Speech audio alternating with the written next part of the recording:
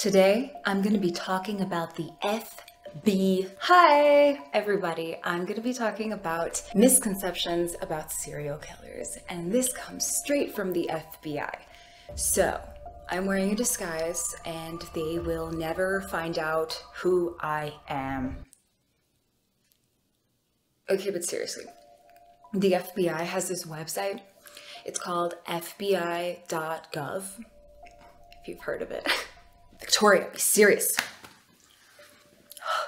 On the FBI's website, they have a section specifically about information, research, whatever, that they have collected and learned and now published about serial murder. It's called Serial Murder: Multidisciplinary Perspectives for Investigators. They have a printable version you can go download. There's a lot on here. It's basically like they published a book on their site. I am only going to cover a small section of this book, and maybe I'll do like subsequent videos talking about other parts. But I noticed that they had a section about myths, and so I wanted to go through it because I thought it would be super interesting. So the paragraph leading into this says, the relative rarity of serial murder combined with inaccurate anecdotal information and fictional portrayals of serial killers has resulted in the following common myths and misconceptions regarding serial murder.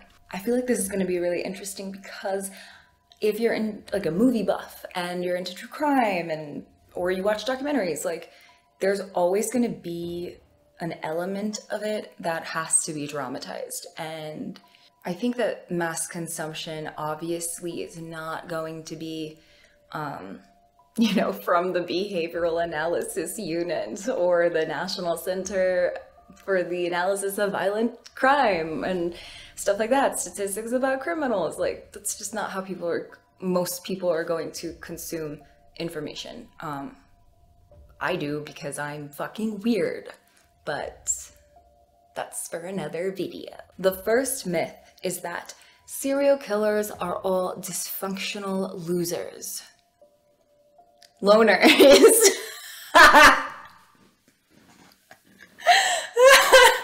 Loners, they're probably losers too, let's be honest. Oh my god. Serial killers are all dysfunctional loners. That's pretty funny. Basically, they're saying that the majority of serial killers are not just totally dysfunctional in society and live alone and like have no friends. A lot of them, and I'm sure right now you're like picturing BTK, Gary Ridgway. Those are the two who popped into my head, and they're both listed here along with Robert Yates as perfect examples of serial killers integrating into society but having like a high level of compartmentalization. You know what, I should actually read this instead of just like talking about it. The majority of serial killers are not reclusive, social misfits who live alone. They are not monsters and may not appear strange. Many serial killers hide in plain sight within their communities. Serial murderers often have families and homes and gainful employment and appear to be normal members of the community. Because many serial murderers can blend in so effortlessly, they are oftentimes overlooked by law enforcement and the public. I think part of the loner aspect, and this is just my opinion, but I think part of it comes from their crimes being so difficult for people to relate to, and the things that they do being so sickening. I think that, well, they must be a loner, and so people aren't seeing them as a whole person. Their entire personality is the serial killing. And I know that series and stuff like do add personal elements to the serial killer characters to make them less like one-dimensional, but I think that a lot of people still view them that way. I think they have a hard time relating to them in any other way, on any other human level, because they're so inhuman. But I don't know, I'm just guessing that that's how that came about. I do know that some people really did go under the radar, like no one suspected it. But other people, like, they're just creepy. There had to have been moments. Like even Ted Bundy's girlfriend was like, yeah, like one time we were in a boat and it was nice out. It was just a nice day. And then he just all of a sudden like his eyes changed and he just threw me in the water and like tried to hold me under. So there's clearly like it will come out eventually. I think that if you spend enough time with someone who's a serial killer, you'll probably see flashes, at least like some red flags, like this person's weird. But no one ever goes, they're a serial killer. Actually, some people some people do. For my book, Bound to Kill, one woman that I interviewed actually said that she thought her ex-husband would become a serial killer, which is so... Moving on to the next myth. Serial killers are all white males. That's a myth. I'm struggling to understand why anyone would think that. This is a stupid myth. Where did they get this from? They list a bunch of examples of serial killers of different ethnicities, right? I know it's the FBI we're talking about, so like all of these crimes would have taken place in the United States. So they mentioned this guy from Hong Kong who killed people in California. They mentioned a black guy who killed 6 women in Baton Rouge, Louisiana. They mention an African-American killed 5 victims in Michigan. Then they mention a guy from Mexico who killed people in Kentucky and someone who's from Colombia who killed people in Florida. Why is this shocking? Like, America is a country of immigrants, whether your ancestors were forced to come here or not. Like, our country is based on people from the world. So I didn't even know that was a myth. That's stupid. That's not. It might come out of, like, all the big serial killers that we know of were all white men, right? Initially. I actually saw this interesting book that I have not read, but what was it called? It was like The Rise of the Black Serial Killer or something. But there are plenty of black serial killers. Oh my God. But anyways, I don't know why that became a myth. That's a curious one to me. Speaking of serial killers who are non-white, I really want to do a video on Samuel Little. Oh my God. Have you seen his paintings? This guy, like, remembers his victims and painted them. Also, are there any Weezer fans out there? Because I think that this woman who did a documentary on Samuel Little, I can't remember what it was called, I watched it a few years ago, but she was like, she's married to, I think, like the bassist of Weezer. Anyway, it's a weird myth, but I find it intriguing. Like, it's curious, you know? I feel like this myth may have come out of the fact that Ted Bundy's trial was the first criminal trial to be broadcast on television. So I think that probably played a role. And then after him, like, the big serial killers following him are all white men. So, I mean, I guess actually it does make sense where the myth came from, but I have a hard time understanding why anyone would think that only white men were capable of serial killing. I feel like all the non-white serial killers would be super pissed. Like, they would be offended. They would probably just start confessing. Okay, moving on to the third myth. Serial killers are only motivated by sex. This one makes sense. They're highly connected, and it does make sense why this would be a myth. So this is what the FBI says about that. All serial murders are not sexually based. There are many other motivations for serial murders, including anger, thrill, financial gain, and attention seeking. Really, like, how bad do you want attention? The first examples that they give are from the Washington, D.C. area, and these are serial sniper cases. So John Allen Muhammad, a former U.S. Army Staff Sergeant, and Lee Boyd Malvo.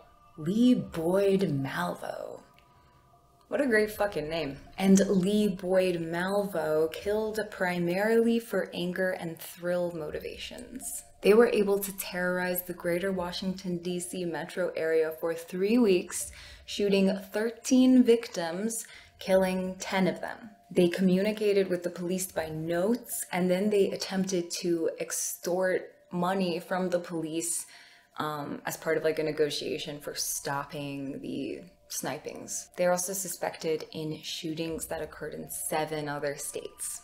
They give another example. Dr. Michael Swengo, a former U.S. Marine, ambulance worker, and physician, was a healthcare employee. He was convicted of murders in New York and Ohio. Only 4, though he's suspected of having poisoned and killed 35 to 50 people throughout the United States and on the continent of Africa. Dr. Swengo's motivation for the killings was intrinsic and never fully identified. Interestingly, he kept a scrapbook filled with newspapers and magazine clippings about natural disasters in which many people were killed. That is interesting, and natural disasters really are a good way to cover up a murder. Frankly, like, people are just gonna assume that you died in the hurricane or tsunami or earthquake. Like, then they talk about Paul Reed. I always think Paul Reed Smith, and I'm like, the guy who makes PRS guitars. He is not a serial killer. Lastly, Paul Reed killed at least 7 people during fast food restaurant robberies in Tennessee. After gaining control of the victims, he either stabbed or shot them, and his motivation was financial gain. I think one of the scariest motivations are people who are psychotic. You know, like God's telling them to kill these people. That person's a demon over there. We have to kill them. Like, there have been a few examples like that. And that's horrifying. They're all horrifying, but I mean, for some reason, that one just, like, really is bizarre. Myth number 4. All serial murders travel and operate interstate. Most serial killers have very defined geographic areas of operation. They conduct their killings within comfort zones that are often defined by an anchor point. So the anchor point would be their place of residence, employment, or their residence of a relative. Serial killers will at times spiral outside of their comfort zone when their confidence has grown through experience and from avoiding detection. So they start getting cocky and venturing out a little bit. Very few serial murderers travel interstate to kill. The few who do travel interstate to kill fall into a few categories. They're either itinerant individuals who move from place to place. They're homeless individuals who are transients. They're individuals whose employment lends itself to interstate or transnational travel, such as truck drivers or those in the military. The difference between these types of offenders and other serial murderers is the nature of their traveling lifestyle, which provides them with many zones of comfort to operate in. That's interesting to me because I immediately obviously think of Israel Keys. Oh my God.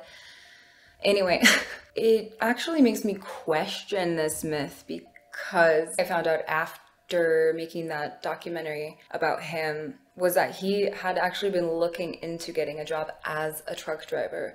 And it made me wonder about what's first, chicken or the egg? Is the serial killer's occupation come first, like his work and livelihood? Or is he choosing that so he can go kill, like to facilitate his actual interests?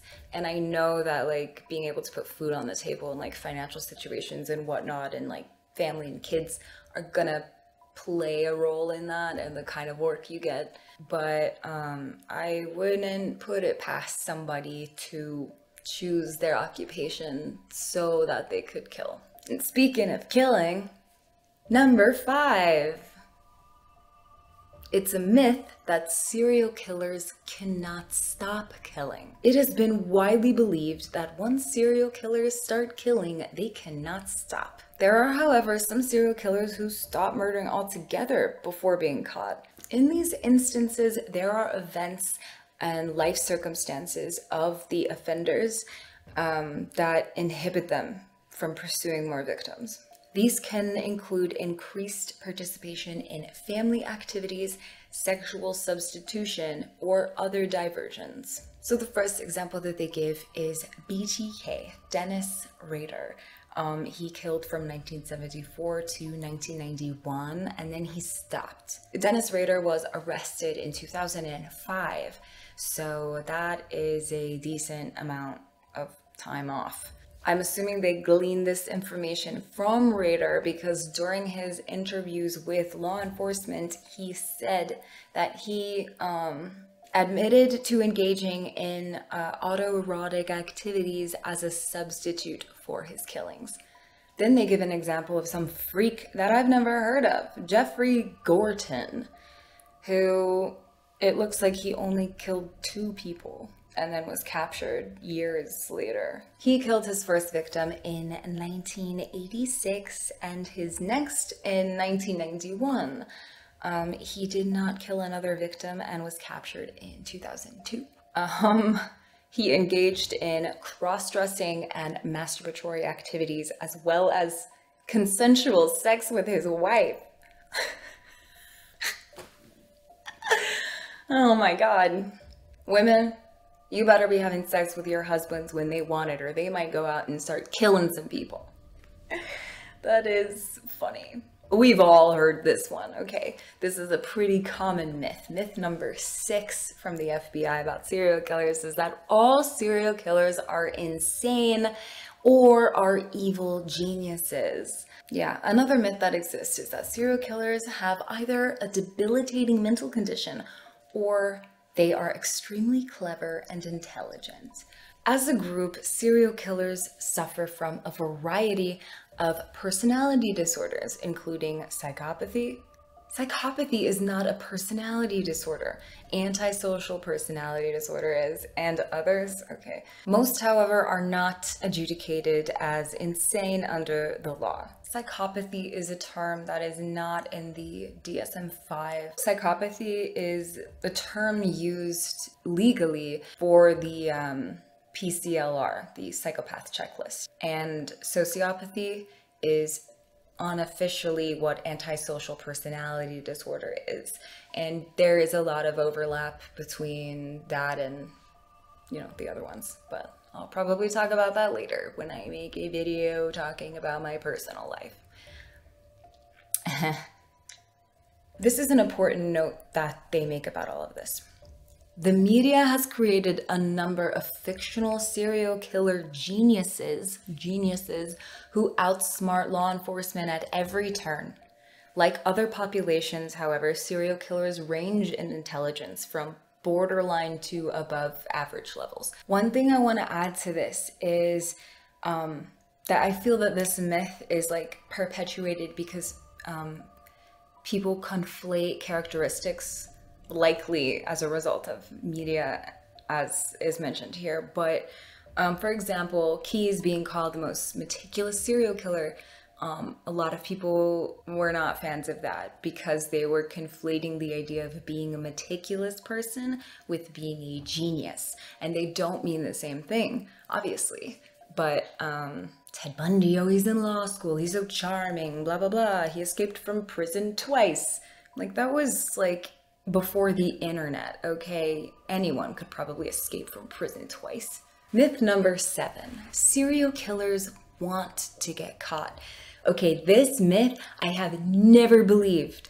I have heard it so many times and my brain just was like, that doesn't make sense. Why would you want to get caught? Why? It doesn't make sense. I do understand that some serial killers feel a sense of relief when they're caught because, one, they can talk about it. I'm gonna tell you something that that I've never told anyone before.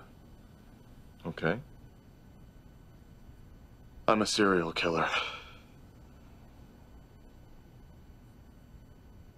Oh, God. Oh, that feels so amazing to say out loud. Well, you must be letting go, because I've never heard you make a joke before. I'm not joking. I kill people. And two, they are not going to have a way of, you know, being able to go out and kill people because they're going to be locked up. So there are people who feel that or have described feeling that. That has to wear off, right? I mean, I feel like after even a short time in prison, they're like, I hate this. Anyways, what does the FBI say about this? Offenders committing a crime for the first time are inexperienced. They gain experience and confidence with each new offense, eventually succeeding with a few mistakes or problems. So that's another myth about the evil genius thing. Just going back to that last myth that I wanted to add is a lot of people think that, oh, they've evaded law enforcement for so long, they're geniuses. Come on, like, they're making mistakes the whole way. They aren't doing things perfectly. They are making mistakes the entire time. You know, some, you know, killings are going to go more smoothly than others as they gain experience. But going back to the myth of that serial killers want to get caught. While most serial killers plan their offenses more thoroughly than other criminals, the learning curve is still very steep. No shit. They must select, target, approach, control, and dispose of their victims. The logistics involved in committing a murder and disposing of the body can become very complex, especially when there are multiple sites involved. As serial killers continue to offend without being captured, they can become empowered, feeling they will never be identified. As the series continues, the killers may begin to take shortcuts when committing their crimes. This often causes the killers to take more chances, leading to identification by law enforcement. So it's not that the serial killers want to get caught, it's that they feel they can't get caught. So that is 7 of 7 myths. That is the last of the myths listed by the FBI. Are there any serial killers in the audience tonight? Comment below. Would love to hear your thoughts. Let us know. We won't tell anybody. I actually do really wonder that, like, I mean, statistically, right? I really do wonder if serial killers watch my content. I feel like this wig gives me a completely different personality. Actually, it just kind of allows me to be myself. That's weird. I also want to add that videos go out to Murder Pop subscribers first, and then they're here on YouTube. So if you want an exclusive look at any of my content, subscribe to murderpm.com. I have a 50% off link in the description, and this comes with a copy of my ebook when it officially goes out to the world. Amazing deal. So if you want to support me and get content before everyone else, click the link below and subscribe. Thank you guys so much for watching. My name is Victoria Evans. Be safe out there.